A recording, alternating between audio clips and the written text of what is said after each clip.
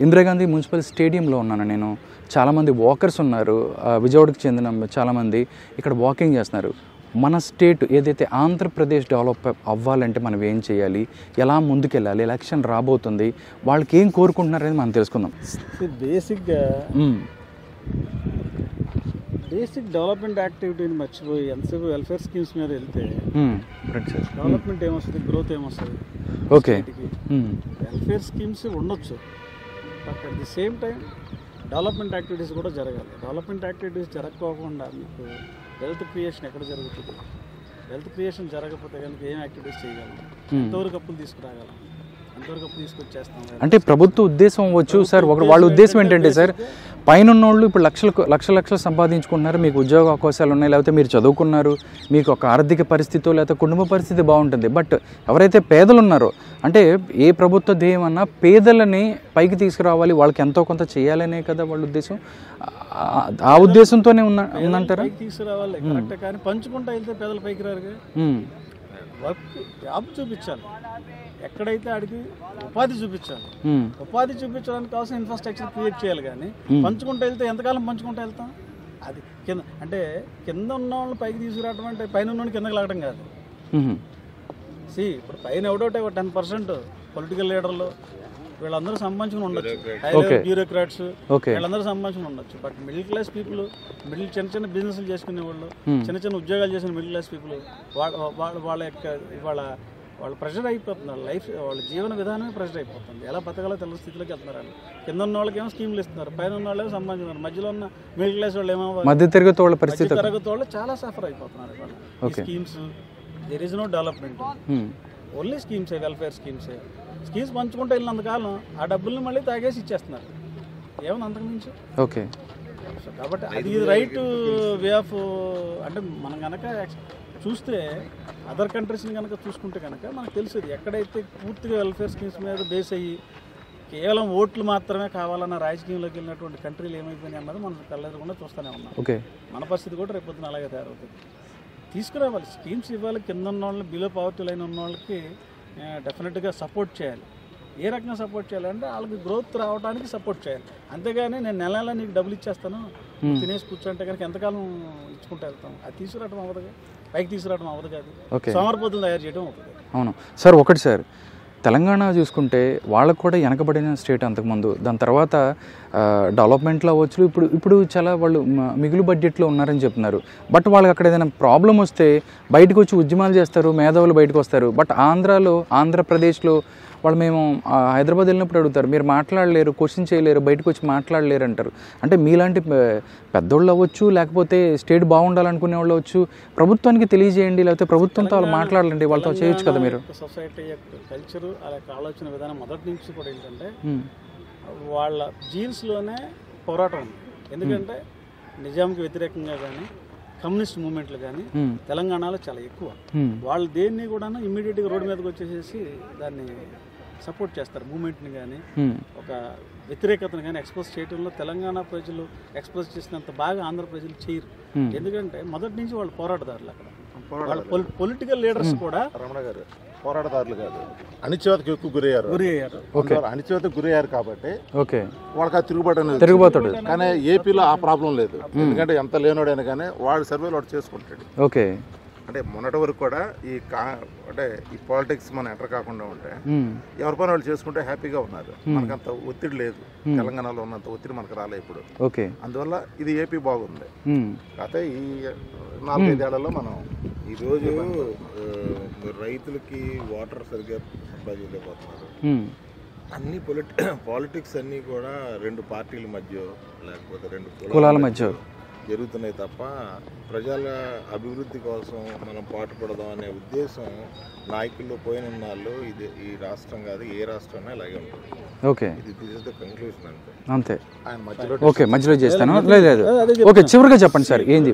ఇప్పుడు Telangana political leaders కూడా ఏంటంటే they are pure politicians. Maximum ఇంతకు ముందు ఉన్న పొలిటికల్ లీడర్స్ అందరూ కూడా తెలంగాణలో.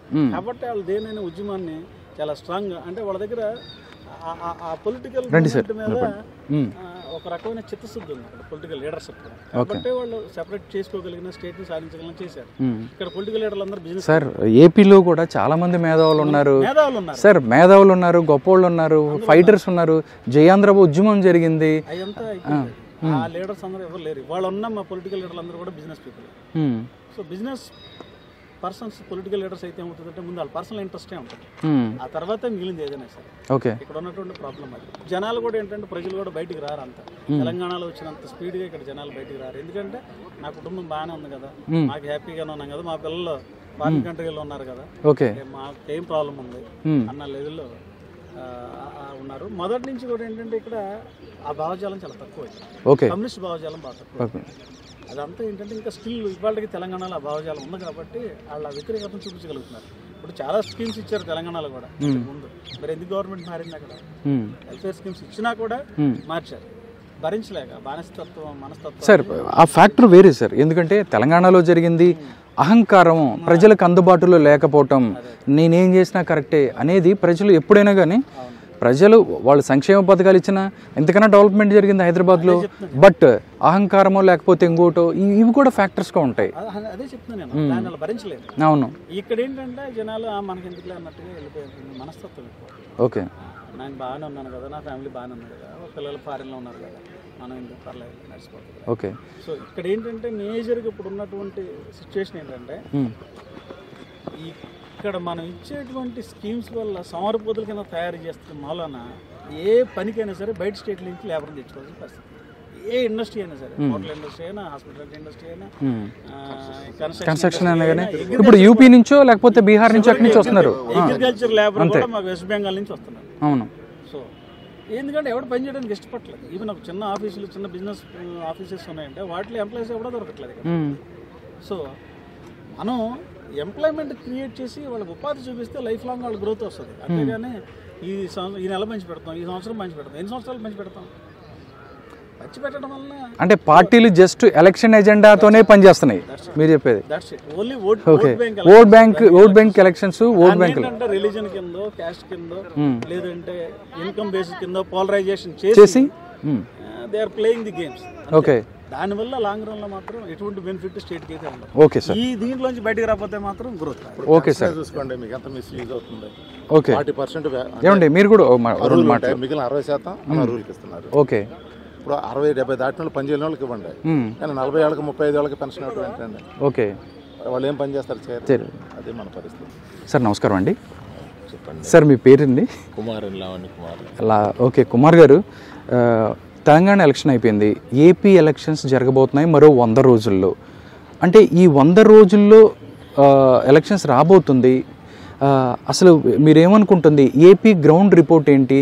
ఏపీ వాళ్ళు ఏమనుకుంటున్నారు? ఎవరికి ఓట్ చేయబోతున్నారు? ఏ ప్రభుత్వాన్ని ఎన్నుకోబోతున్నారు? 1,00,000 క్వశ్చన్లు ఉన్నాయి, ఏం చెప్పబోతున్నారు మీరు? పొలిటికల్ మ్యాటర్స్ ఏం మాట్లాడతాం కానీ political matter only development activities అయితే there is no development. Development basic infrastructure అయితే లేదు. ఓకే, దానికి రీజన్స్ ఏం లేవు. ఈ గ్రౌండ్ చూస్తే మీకు అర్థమవుతుంది.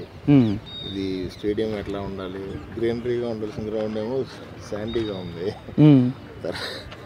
రోడ్స్ మీరు హైవేస్ తప్ప పక్కకి వెళ్ళండి, ఏ రోడ్డు అమరావతి గుడికి వెళ్ళాలన్నా రోడ్డు బాగుండదు, గుడివాడ వెళ్ళాలన్నా రోడ్డు బాగుండదు, ఏది రోడ్డు బాగుండదు. చాలా డ్రాస్టిక్ అండ్ బేసిక్ ఇన్ఫ్రాస్ట్రక్చర్ కూడా మన స్టేట్లో లేదండి. దాని మీద వాళ్ళు ఫోకస్ చేయట్లేదు. ఓకే, ఎందుకంటే దే వాంట్ ఎలక్షన్ కావాలి, ప్రజల ఓట్లు కావాలి, ఏదైతే కావాలని వాళ్ళ only simple fundamental is pay and take votes. Okay, అంటే ఏది బటన్ నొక్కాము ఇచ్చాము, లేకపోతే ఇంకో చేసాము ఇచ్చాము, అంతే. అంతే తప్ప జనరల్ పబ్లిక్కి, ట్యాక్స్ పేయర్స్కి బేసిక్ రిక్వైర్మెంట్ ఏంటి, స్టాండర్డ్ ఆఫ్ లివింగ్ ఎలా పెంచాలి, దాని మీద ఎటువంటి అవగాహన లేకుండా చేస్తున్నారు. ఓకే, మన కంట్రీకి అదర్ కంట్రీస్కి వేరియేషన్స్ ఎలా ఉన్నాయి కూడా వెరిఫై చేసుకోండి, తెలిసిపోతుంది. బేసిక్ ఇన్ఫ్రాస్ట్రక్చర్, మీరు వెళ్ళే రోడ్ ఎలా ఉంది, మీరు చేసే గ్రౌండ్ ఎలా ఉంది, మీరు తిరిగే చోటు ఎలా ఉంది, అవి చూస్తేనే మనకి యూ కెన్ అండర్స్టాండ్. ఓకే, ఏదో తెరలు కట్టేసి ఏదో చేసేసి కంప్లీట్ చేస్తే ఉపయోగం లేదు. ఏ గవర్నమెంట్ వచ్చినా బేసిక్ ఫండమెంటల్స్ మర్చిపోయి చేస్తే ఇలాగే ఉంటుంది. స్టాండ్ ఆఫ్ లివింగ్ పెంచాలి ప్రతి ఒక్కళ్ళు. ఓకే. పెంచట్లేదు అంతే, అంతకన్నా మార్గం ఏం లేదు, చెప్పేది కూడా ఏం లేదు. ఓకే, ఓన్లీ డెవలప్మెంట్ కావాలి. డెవలప్మెంట్ అని అడగట్లా, బేసిక్ ఇన్ఫ్రాస్ట్రక్చర్. అప్పు చేసి లేకపోతే ఇంకో రకంగా చేసి, ఇప్పుడు మీ దగ్గర జేబులో డబ్బులు ఉంటే నువ్వు ఖర్చు పెట్టు, లేకపోతే డబ్బులు జనరేట్ చేసి ఖర్చు పెట్టు, అంతేగాని వేరే అదర్ యాక్టివిటీస్ ఏమి చేయకూడదు. ఏ స్టేట్ గవర్నమెంట్స్ చేయలేదు, వేరే వేరే సార్ ఒక్క నిమిషం. ఇంతకన్నా నేను చెప్పేది ఏం లేదు. Thank you.